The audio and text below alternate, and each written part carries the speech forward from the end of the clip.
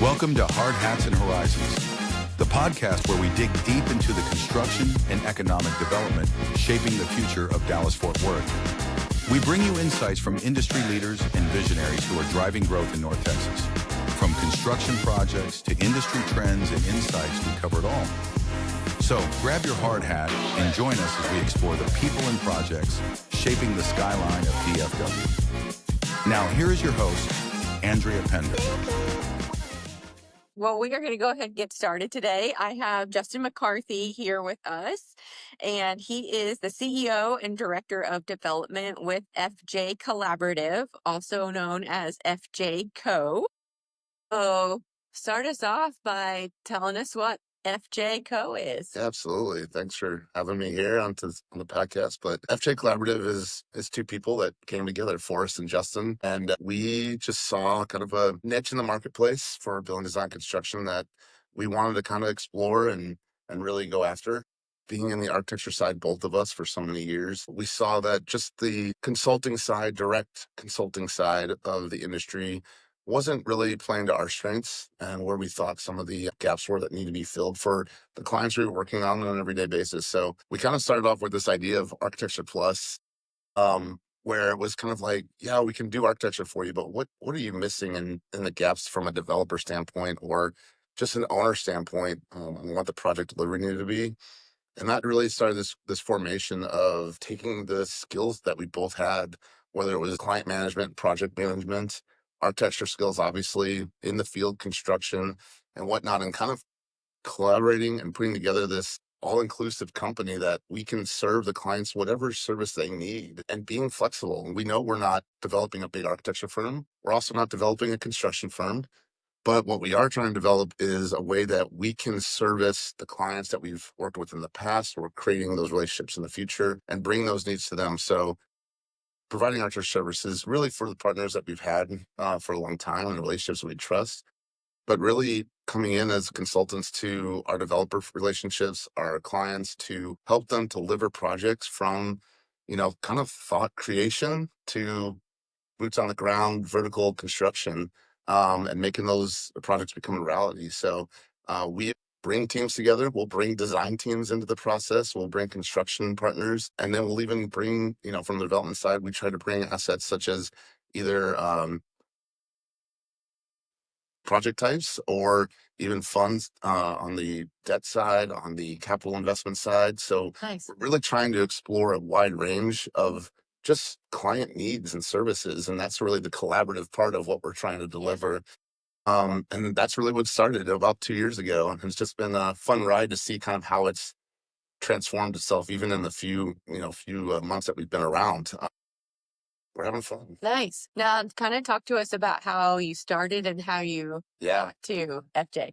Well, I started, the two of us were in different worlds. We've known each other for years. Our wives are friends, our families are friends. So it's been a great friendship for a while. But what started this is honestly just kind of the prospect of what we want to do for the next, whether it's 10, 20, 30 years of our careers that we have remaining. I was on the development side before we started this company. He was doing some architecture and construction side of projects, more on the small scale, single family for rent.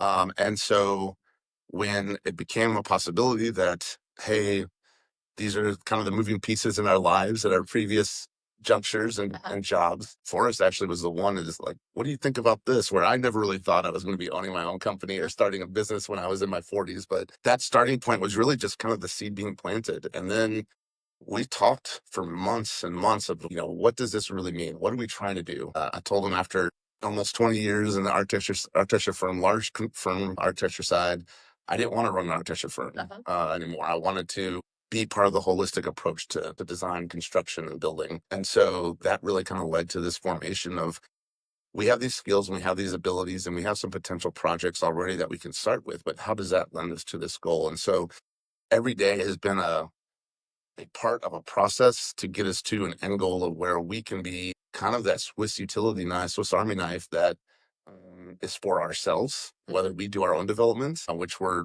kind of in the process of doing. We're We've just proposed on our first mixed-use multifamily development, townhomes.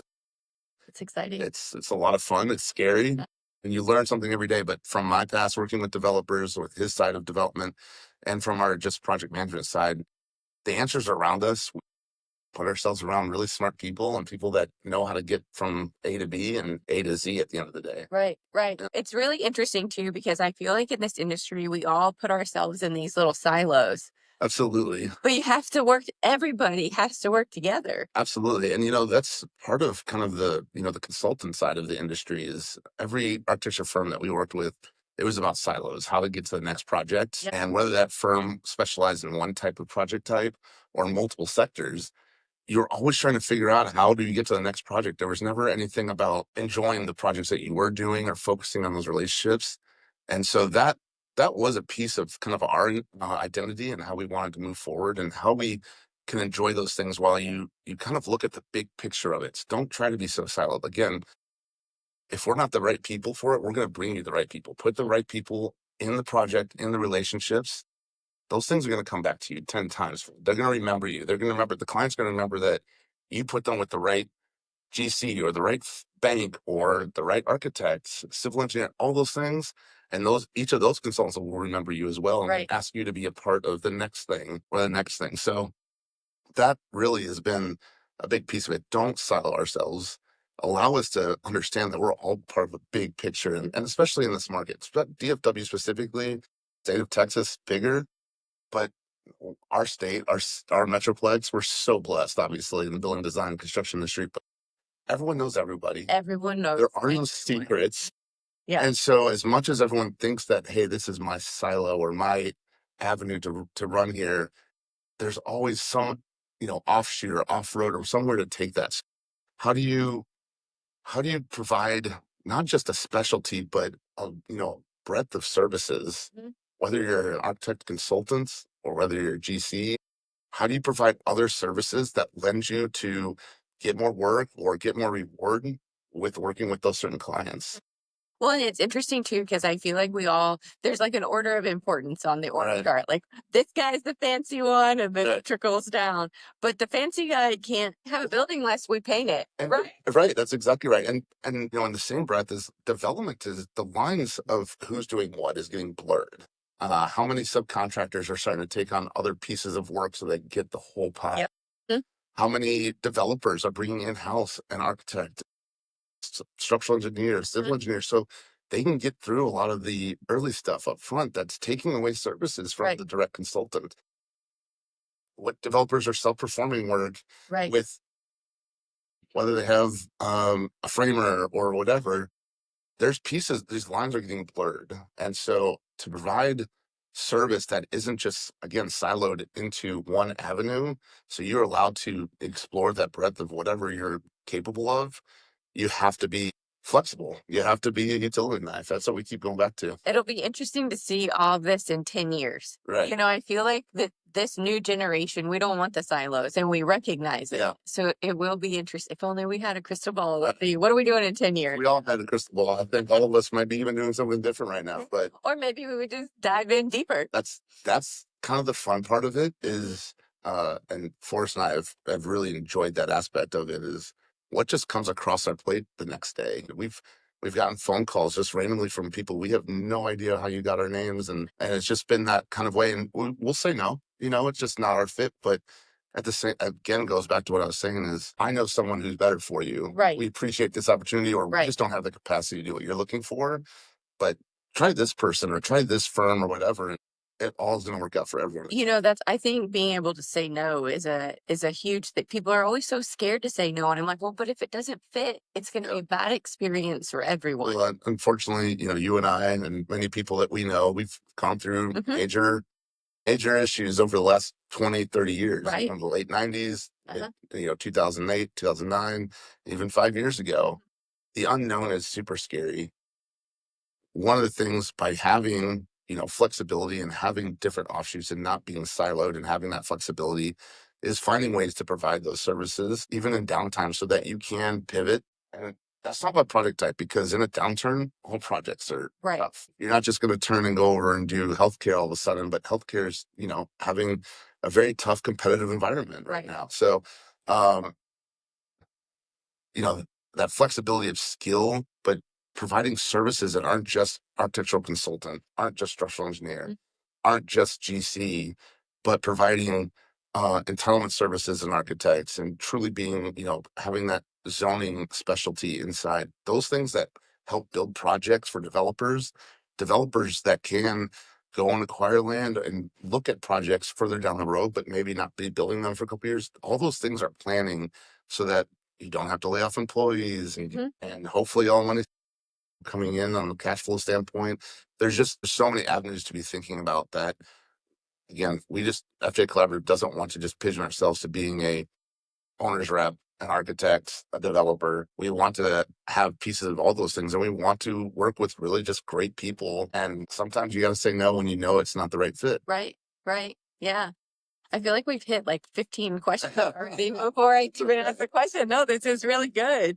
What are some key moments or challenges that you have had throughout your career? Oh, wow. There's a couple, I think.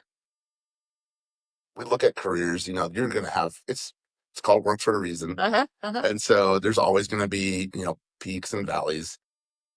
Challenges usually have come in the form of the relationship part, whether it's been a senior staff member, a boss, or a client, and being able to, kind of respond to people makes, I think, the projects go way smoother. I think we're all really good at our jobs. Everyone that works in this industry, whatever sector they are in, whether they're consultants or GC, subcontractor, they're good at what they do. They know how to do the doing part, right? So, um, the people part is the challenge, I think. It is relationships. It's understanding that people have bad days and people may not be yelling at you, but they're yelling because of the situation. Right. One of the things that I bring into all of our projects, especially on the owner's rep side, is that solutions mean more than problems or causes. We know there's going to be pitfalls. We know things are going to happen on a job site. We know things are going to happen during design or with the city process. These things are frustrating. And from a project delivery standpoint, time is everything. We all know time is our critical piece. Money is also super critical. At the same time, I've not seen many deals where people get super furious about money being spent when the time isn't being lost. It's a very interesting dynamic to watch people, especially the client side, interact that way.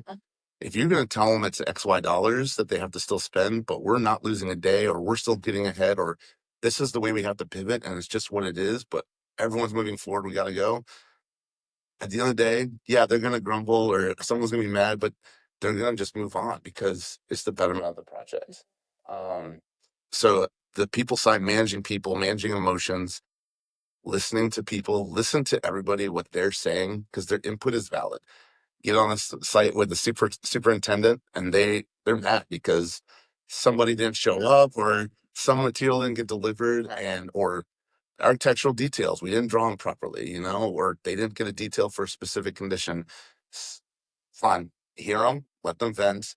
It's not personal. They're professionally angry. So let them vent, listen, and then have everyone moving towards a solution. How do we find ways to skirt, even if it has to be, everyone hates the paperwork, RFIs, submittals, shop drawings, but those pieces, we get that they're documentation, but how do we go about not making it we get the RFI, we have 7 days to respond. Let me call up the architect or let me call up the engineer right away. Let's get them on a phone, get them on a screen share. We have the technology. Let's solve the problem verbally so everyone can move forward.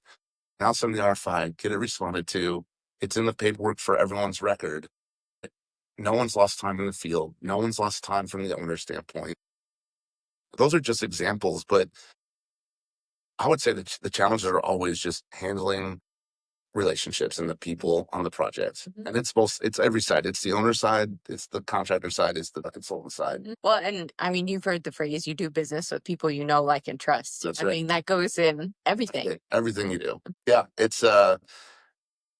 we don't do this. I do this because of the people, right? Like I love the projects that we It would be do. the same business if we didn't have these people. I love the projects that I've accomplished in my career. I've done some really cool things that I'm proud of and been in some really cool places because of the places I've worked. So I appreciate all that experience, but I remember the projects because I'm doing the next thing that's similar to that from a project standpoint. But I remember the people that call me because it's Right. my birthday or they saw my kids playing sports or whatever. It's those relationships, I mean more than anything than the project I finished and whatever. So I know that there's the projects are a cause to or means to an end. Gotta get paid. Everyone's making money. We're in this for profit. Um, and we have to do those well, but they go well because you work with good people and around good people. Whether it's the teams in your office, the people that you are under you, work above you, etc. It's always the people. Well, and I feel like, I mean, if I picked up my cell phone, I would say 98% of the people on in the phone are people I've met in the industry and that I'm friends with. That's right. I mean, vacations you take with couples because of the relationships in the industry, just hanging out socially.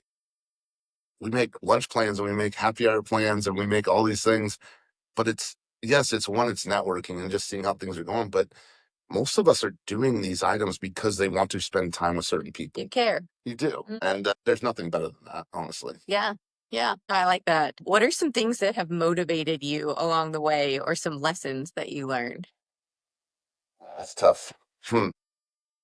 Motivation is, I think, we talk about motivation. Everybody, I say we as in the industry, the world, our current employment, everybody talks about motivation because we talk about generational comparisons. We talk about stuff. So I always find motivation as an interesting word. The motivation for me, honestly, is I'm just kind of built in a way of I like things perfectly done. I don't know why I'm not perfect by any means. I want to meticulously attack all the details and make sure everything is done in a way. I had a conversation actually with the GC just a couple of weeks ago, just about something that was shown to the client, and I would never bring it up. I would never. I'm very strict about. I would never embarrass somebody in public. But we just talked about it, and I said if that was me presenting that, I would have been embarrassed, unfortunately. And so I think that kind of is motivation for me is I want everything to be for a reason. Let's be deliberate about what we do every day, how we approach every day. Let's be deliberate about why we're making a phone call versus writing an email to our clients. Let's be deliberate about why we're drawing something or not drawing something. Let's be deliberate about why we're writing an agenda for a meeting. Let's be deliberate. It's that deliberate aspect of everyday tasks and activities is probably my biggest motivation. I don't know about you, but none of us have extra time per se. We can make time. Mm-hmm. Time is what you prioritize, but time is everything to me. Mm-hmm. And again, I don't want to waste anyone's time. I don't want to waste my client's time, my time, anyone else's. So being deliberate in what we do every day is definitely a single motivation. How we've gotten there, how I've gotten there, I can't really say. It probably goes back a little bit to, honestly, I credit a lot to my upbringing studying at HKS and just some of what they did for me. And they've done really well in how to build young people and give them challenges early on. And they're, being the big firm that they are, they have a lot of internal, call them amenities almost, but tools at your access, people that can sit down with you and go over details and teach you. And probably in the 20 years of my career now, 20 plus now, unfortunately, the teaching part gets harder. We're running everything, whether it's whoever the team is, the company is, we're all running leaner, we're all wearing more hats. And so the teaching part becomes the difficult aspect and making sure that we're teaching our younger employees, our equals, making sure we're all running the same path, doing the same thing, showing consistency. And so those are probably some of the challenges that I still see every day. And I still challenge myself on is how do we show consistency? How do we always show that there's a reason why we're going down this way, whether it's showing a client, hey, this is the right thing to do. I know you want it a different way, but the architect or the GC is presenting you a pathway that I think is the better thought. So let's go that way. Let's be deliberate on why we're saying no or yes right now. So yeah, the teaching, the constantly learning, those are definitely the challenges I've had for that deliberate aspect of my life. So you mentioned teaching a little bit. Where has mentorship landed? All over the place. Again, mentorship is great. I don't know if it's technically mentorship. I think it can be friendship as well. Mm-hmm. I think that goes back into what we've talked about a lot here is relationships in the industry. I rely on a lot of good people I trust, I think are smarter than me, or at least appear smarter than me. Uh-huh. And so I definitely rely on those people as my mentors. I've had really, really amazing people throughout my career. Jerry Merriman, Don Williams, all the people at HDS. There's so many to mention. There's just a lot of good people on the architecture side. The developer side, I work for two guys and for them, two brothers and a family that were incredible.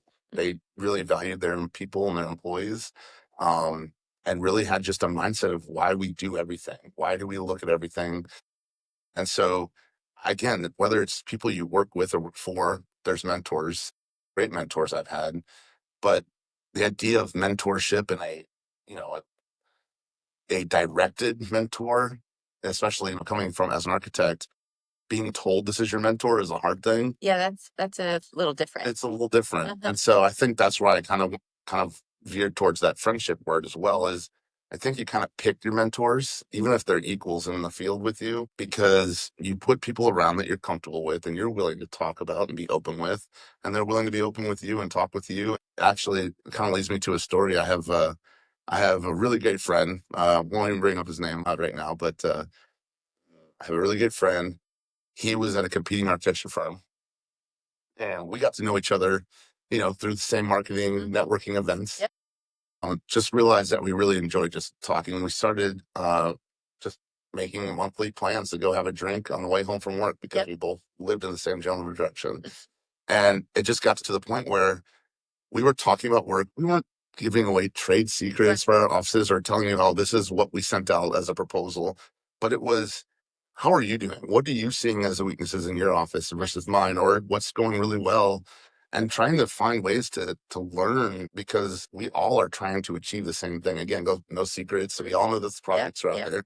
So how can we help each other be really good at our jobs, but also help each other's firms be successful? Because if multiple firms are successful, then we have a really strong industry. Right. We have a really strong environment for everybody. And you have healthy competition. That's You right. don't have people undercutting you just for pricing. That's right. That's the other part too. Back checking each other, like, hey, we're already in a marketplace where design consultants, for more than anybody in this market, are still being very put against each other in competition. They're being marginalized to a point where, profit rates haven't gone up with everyone else's in development side, land costs, GC, everything. The profits are the same, but the cost of everything have gone up, except for architects and design and construction, architecture, structural and engineering consultants. They've been more of a slow and steady rather than some of the jumps we've seen over the last 5 years. Yeah. I would say that's been great. That mentorship, call it mentorship, but that friendship of having those people in the marketplace that you can talk to openly and just have that trust. And so forced mentorship is a hard concept for me. Not that it doesn't work. It obviously works, or it would have stopped 25, 30 years ago. But I think you'll more naturally, as you grow through your career, you will find the mentors, and really it's the friendships that you rely on to succeed at what you're doing every day. Yeah. No, all that's really important. What is something unique or surprising that you have had in your journey so far? Unique. I mean, starting a company when I'm 43 years old, that might have been one of the unique or surprising things Right. that's been a lot of fun. I don't know. I think just where this industry can take you, just the experiences, thankful again, going back to my time with HKS, got to do a overnight design charrette in Dodger Stadium. Oh, Literally, they nice. reserved it. We were doing renovations out there. My boss, he got us a space in one of the venues in the stadium, literally overnight, watching the lights on the ballpark at midnight. We literally walked on the field. That's cool. So, I mean, talk about an experience. Correct me if I'm wrong. Are you trying to visit all of the baseball? I'm not one of those. It's this. No, okay. That would be cool though. I've done a lot, but there's just our industry really takes us places because of the projects obviously we're doing. How cool is it to, do stuff all over the country, but at the same time all over the world? Is to work on projects in, UAE and London and whatnot. I think that's, the I don't know what's the right word. I think that's some of the aura that we all look for at architecture school. Yeah. We're all trying to we learn about these amazing projects. Right. And so I think the experiences do come true that way, especially working in larger firms that obviously have that capability. I think unique is, again, just being where I'm at today. Yeah. Is, I don't think anybody goes to architecture school. And I think we all think, oh, it'd be great to run an architecture practice and, just have this unique niche where we can do whatever we want. But at the same time, going through the way I did, starting on the sports entertainment side, really thinking that's what I wanted to do, but then pivoting because of 2008, 2009, 2010, pivoting and found a home of people because of Jerry Merriman and worked on a lot of projects that were really Sunbelt related, Texas local, and getting to do amazing projects to this day, talking to people about Grandscape up in North Texas. And, I don't think, that's a place that doesn't really exist in the country right now. And to be able to say that when people talk about they went up to Shields and spent the day or go to a concert, and I'm like, oh yeah, I was part of that planning. I ran that project with the client.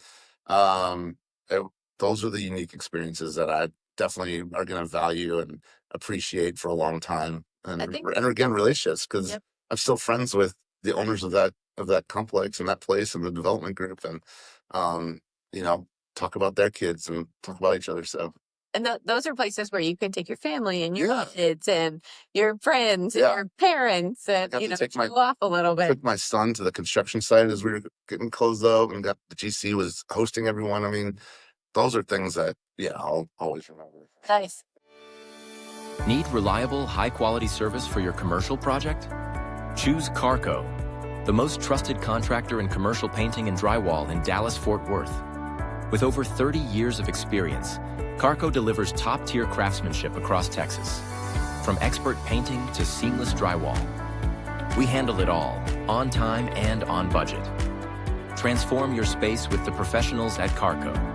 Visit carrcopainting.com today. Carrco, where quality meets reliability. Nice. Okay. What do you think about are you noticing any industry trends or specific challenges right now? I think we've touched a little bit on the challenges part. I do see, or I guess I'll go back. I think the consultant industry is still struggling to find how to keep progressing. We talked about kind of cost being super competitive and making sure we don't, lowball ourselves, but also keep planning. But that's where I see them needing to expand on the services provided. Whether you are going out and finding someone that in your company that can help create deals. That's one of the things that I see in a lot of big civil engineering firms is their ability to be in contact with brokers and relationships. And all of a sudden it's like, oh, we actually can do this piece of land because of this specialty we have architecturally already. Why wouldn't we focus on that? Why wouldn't we expand our services to maybe create projects and take them to developers and see why can't this be done? Or finding revenue streams through our projects already where we can create additional funds to create our own development side in these consulting firms. I think being able to provide services that are outside the typical architectural deliverable, engineer deliverable, whether that's project management. I don't know why more architecture firms aren't providing third-party management. We all know that there's ways to create businesses and umbrellas to make this happen and keep liabilities different and making sure there's no conflict of interest. But there are ways that these avenues can happen, and then, QA, QC, there are smart people and maybe you didn't get the project, but if you lose a project, go to that client and say, well, have you thought about having a third party QA, QC where we can help and make sure constructability and value engineering and all these aspects are there. There's another revenue stream. That's where I'm seeing the challenge. And especially as we mentioned earlier, developers are blurring some of those lines between development and consultant. They're bringing in-house all these things. Right. How do you create your services so that you can service those same clients without them excluding that scope from Right. Do you think it's right now, this is how we've always done it? And then maybe in 10 years, Absolutely. it'll I be mean, new leadership? it's hard. And again, it's very hard. One, you got to take a leap of faith because it costs money. Right. You're putting a person or a team of people that Yep. are at salaries and need to be Mhm. paid. Yep. As a friend of mine once said, I'm always worried about how they're going to pay their mortgage or their kids' school bills and stuff. And those are things I worry about as an owner. Like, Right. I can see why, whether it's a president or, a board or set of principals, they have a hard time spending money when bills need to be paid. But yeah, I think that's the whole, it's always done this way. So we'll keep doing it that way. Yeah. We're successful that way. But I do think it is a challenge. I think it's a challenge to my generation, the ones that are getting into that leadership position and close to being fully in control, whether it's running a Right. company or whatever. I think it's on our generation to first start that process. Because I think what it'll show you is that when you start looking at the younger generations that want that flexibility or want that, how do I find my niche? I think when you show them that there are multiple paths within your company, I think you're going to find people willing to work a little harder, find that motivation to go do extra hours or put in that effort to create these avenues. But it just takes somebody to, kind of Mhm. put the idea together Right. and then everyone believe in that. Mhm. Because I do think there is a way that everyone can be super successful, still make money, still go on their vacations and everything, but find ways so you're not just pigeonholed as, specifically this is all we do. We've seen two different ways. We've seen design firms need to have have other disciplines in-house, bringing in having interior design in-house, having our structural engineering in-house, maybe MEP stays out, maybe and civil stays out. But these hybrids of firms came together. Now you see them also separating again because developers are wanting individual companies so that they can have different controls and different aspects of what they want too. It depends on, again, the project type, hospitality, multifamily, industrial, etc. Industrial seems to be great if everything's boxed together. Hospitality wants to be everything separate. Right. And so it's a hard line to walk for these firms. So I understand that, but I do think finding ways to whether maybe your firm becomes an investor in some of the developments they're doing. Mhm. Is there an opportunity for that? Mhm. And how do you calculate that money into the overall budget for the year, for maybe as part of marketing, whatever it may be? Find ways to create revenue streams and services that allow you to kind of connect with a whole new set of relationships and partners that you may not know exist. No, that's really interesting. Yeah. Again, if only we had a crystal ball. Who's going to listen to a 20-year-old kid when we think about it when you're 20, right? You only think about it now, and it's, yeah, it takes someone in our shoes to go and push that envelope, Mhm. internally to our Yep. companies. But that's a hard thing to do too. I'm saying the words, but I'm not saying I could possibly do it. Right. So Yeah. What are you most passionate about in your job?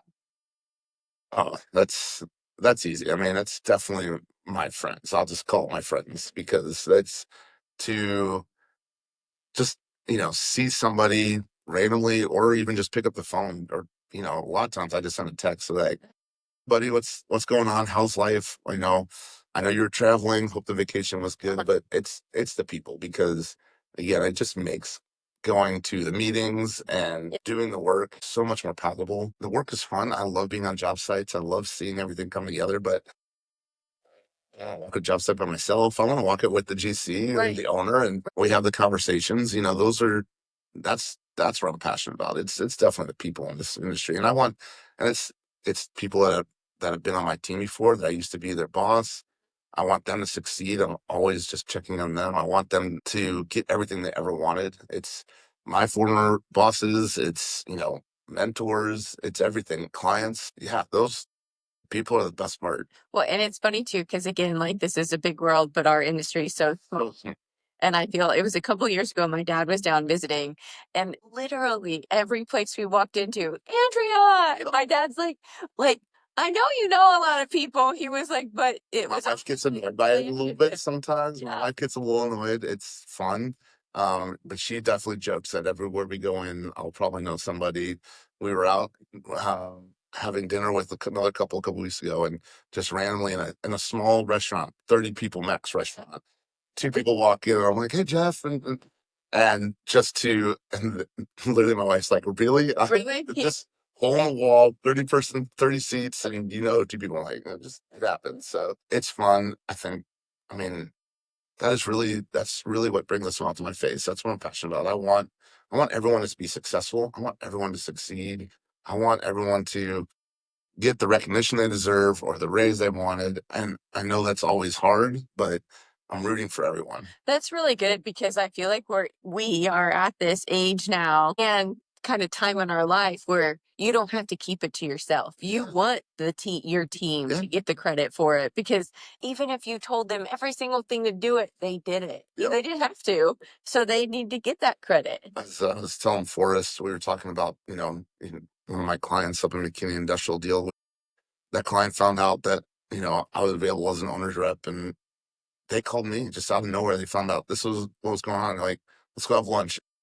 I think there's a validation to that from the human aspect that people want you. They don't need a company or anything like that. And so that part of it makes me know that the way I go about those relationships, the way I'm treating people, it's like you said, it's a small community. People understand real fast. And so when you see that aspect of it, it makes me know that at least I'm happy the way I'm doing things. And that's the way that's the way I'm built. So no, that's good. Yeah.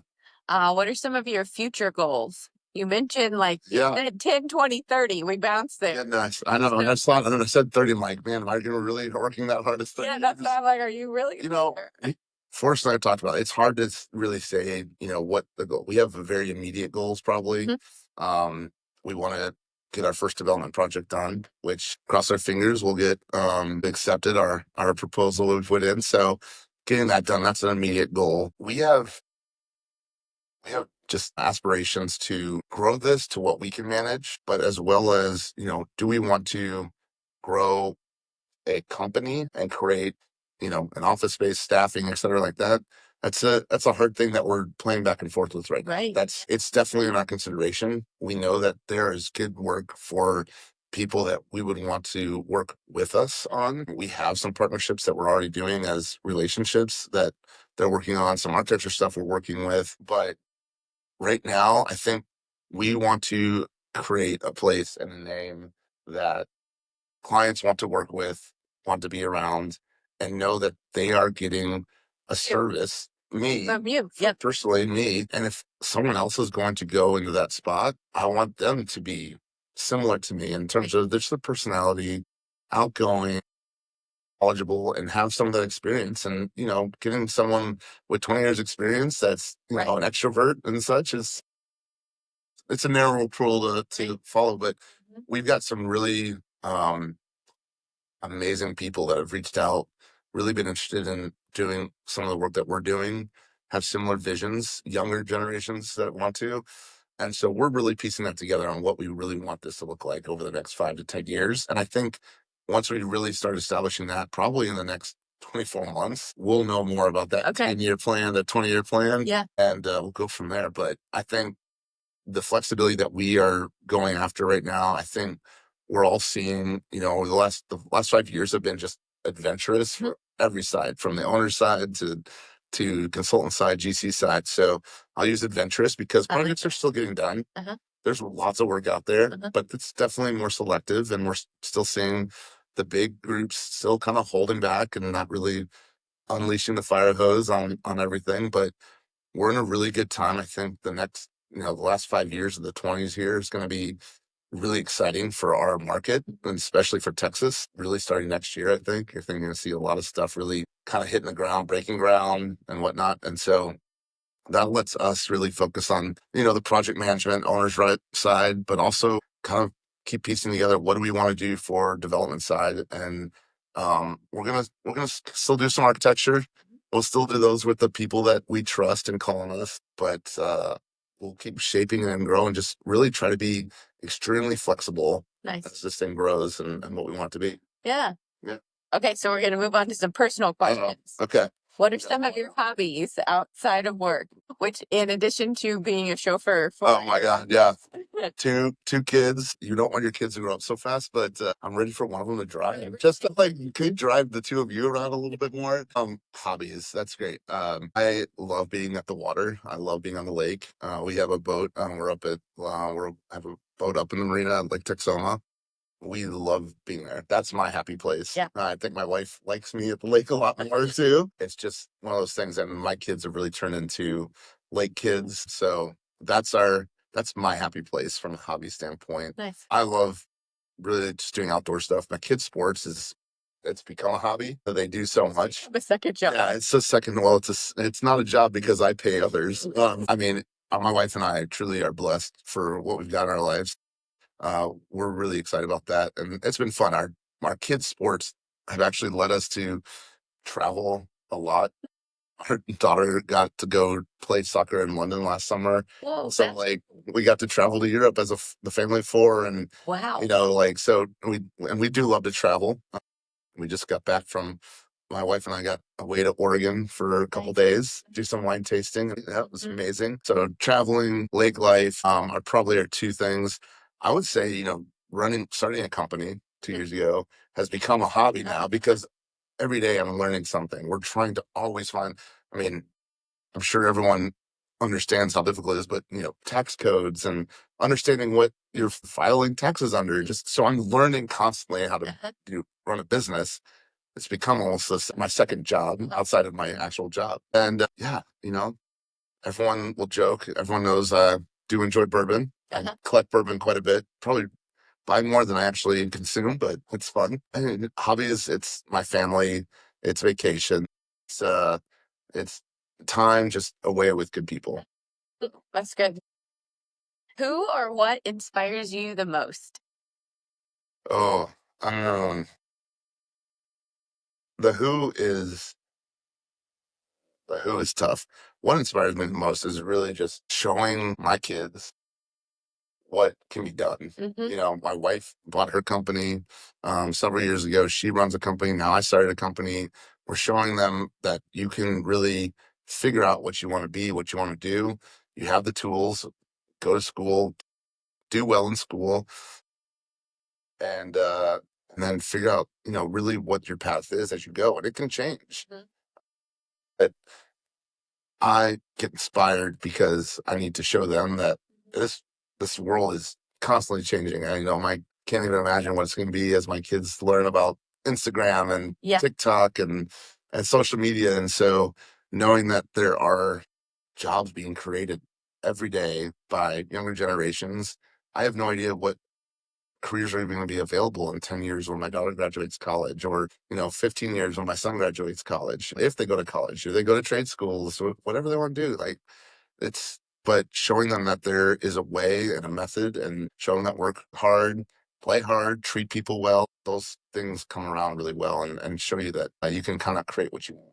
So my dad owned a company when I was little growing up too. And like I would tag along with him to work. And I don't think I realized until I was like a grown up that I was soaking all of that in. I just remember being pulled along and going along with them. And then I'm like, God, well, how come you don't know this? Like, oh, you didn't go to work with your dad every Saturday morning? Or Yeah, and I think that's a little bit same stories, but my dad was military and then airline pilot, and my mom worked in the conventional corporate office, but it was, very regulated schedules, and you did the extra things and you did the extra mile, and you responded when people called to you, and again, just treating people the way they need to be treated so that it's a success. Okay, so we have a quick fire round, which is never quick fire because then I ask a million more questions. Love it. What is the last book that you read? I reread the Dave Grohl autobiography. Oh, okay. I will say that a little bit with an asterisk. I read the audiobook because I heard the audiobook was better, like almost better than reading the book. I listened to it as well. Yes, and the stuff like with his teeth, and I'm like, it was awesome. So yeah, that's good. Yes. What is a skill you would like to learn? I would love to play the guitar. Okay. Absolutely. My daughter plays the guitar. I had big aspirations to do the guitar, especially with COVID and everything. Never started. Took a couple lessons and didn't get to keep going. Guitar for sure. I would definitely love to play. Like I said, my daughter plays guitar. She loves it. It's her time. That's different from everyone else. Yeah. But I would say, like, I think what I hope for her is that in 20 years, she can still have that peace and quiet and that time for her, because I mean, it just looks, and I love music, love concerts. I think we've shared, been at similar concerts. Dave Grohl, my favorite band is Foo Fighters. But I took her to her first concert was Foo Fighters last summer, and I think you were there. But I love actually listening to her practice. But if anything, I wish I could do piano or guitar, and like guitar would be preference. So I'm a huge learner. And so normally, like when I commit to something, I'll do it for like 10 years. And I was like, no. I'm going to commit for 6 months. Nice. And so every day I did like my little 30 minutes of Yep. practice. And then it was hard. Like it was a Yep. side of my brain that I don't think I've ever used before. But I'm glad that I did it. And I can very poorly play a handful of I'm like so proud of old you. classic rock. So my daughter now plays them for me. She has played Foo Fighters for me. Yeah. She's learning Eric Clapton right now, so it's good. Well, and I always wonder, like, why did my parents have me play the clarinet? Like nobody's sitting around a campfire playing. I'll do one little event on public schools right here. You know, there's a band requirement, orchestra requirements as part of school. But that's one of my frustrations. But she loves it, and I hope that she carries on with it. That's cool. Yeah. I'm just like envisioning around a campfire. Oh yeah, yeah, exactly. I don't know. What's the favorite city you have visited? That's so tough. Been some amazing places. I've literally enjoyed so many things. I love traveling and seeing cultures. Siena, Italy, Okay. northern Italy, small town. I don't know why. It just felt so comfortable. I was there when I studied abroad in college, but but Siena was wonderful, right by Lake Como, or near Como and Lake Como, which is famous. Siena, Italy is amazing. I do love London. London is just a melting pot of cultures.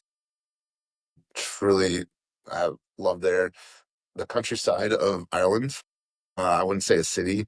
Went to Dublin, but we traveled around the whole island. It's great. God, to say a favorite, It was someplace in the U.S. I mean, Chicago. Chicago's awesome. I told my dad when I graduated college in the Midwest, I'm like, I'm not shoveling the snow ever again. Come to a place where we just don't deal with it. We let it snow, ice, and it melts. Yeah, 2 days later, it's 85 degrees. I'll still work. I have no problem driving in it. But the city of Chicago itself, I love transportation, the culture, the architectural boat tour, the restaurants. Again, there's so many cultures. Greektown is one of my favorites to go to and have restaurants at. Where did you go to college? Iowa State. Okay. I'm from Indiana. Okay. I went to Purdue. That's right. Yeah. So Midwest kids, went to school in Midwest, but I went to Iowa State. Didn't even know Iowa State existed till my junior year of high school. Sorry, Cyclones. But now love it. Made some relationships and friends there. Love that place. The city of Chicago. It's so clean in my opinion. The transportation is great.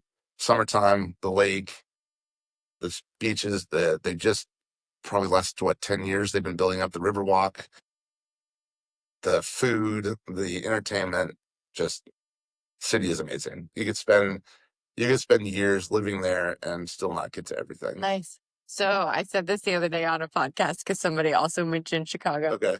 So the last time that I was in Chicago was when I was in college. 2002, Will and I went to a Britney Spears concert. There's a memory for you. She was huge back then. She's still big, right? But that's hilarious. That's my Chicago memory. Nice. Well, I'm a big Cubs fan. I grew up on the Cubs, and so like summer baseball at Wrigley Field is like one of those nostalgic.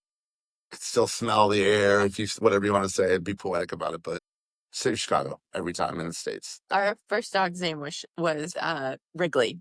We had a dog named Wrigley. That was our first dog. It's crazy. Yeah. We took Wrigley to a dog park. This has been years and years ago. And I was like, Wrigley, come on. And this lady was like, Fenway, come on.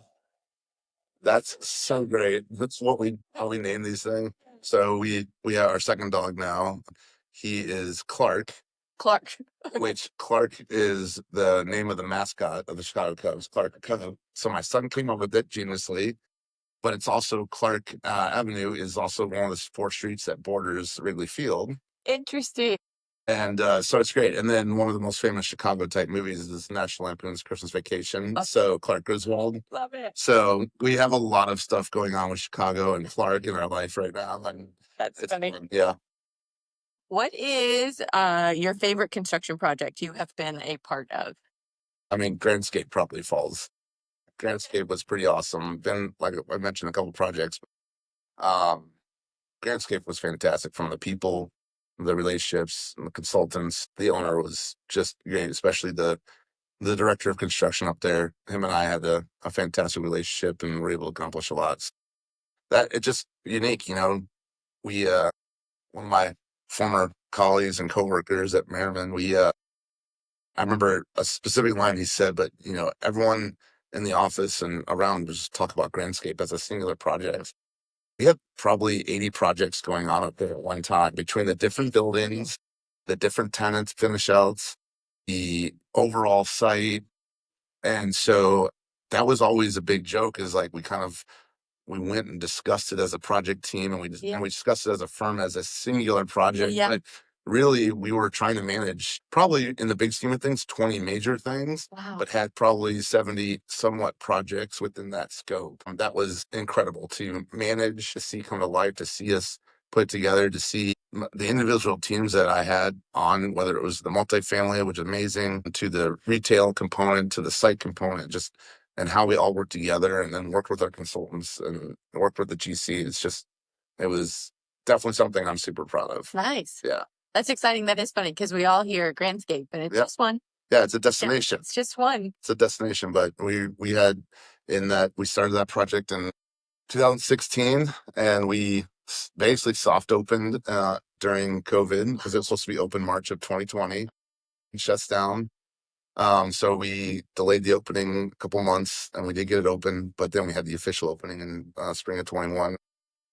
But in that 4.5 years, that singular place and singular project was approximately 80 projects at the same time. That's impressive. Yeah, it was a lot. It was fun though. That's neat. Yeah. So I think we've officially gone through all of our questions. Nice. Yeah. Thanks for being on the show. This was awesome. Thank you. That was fun.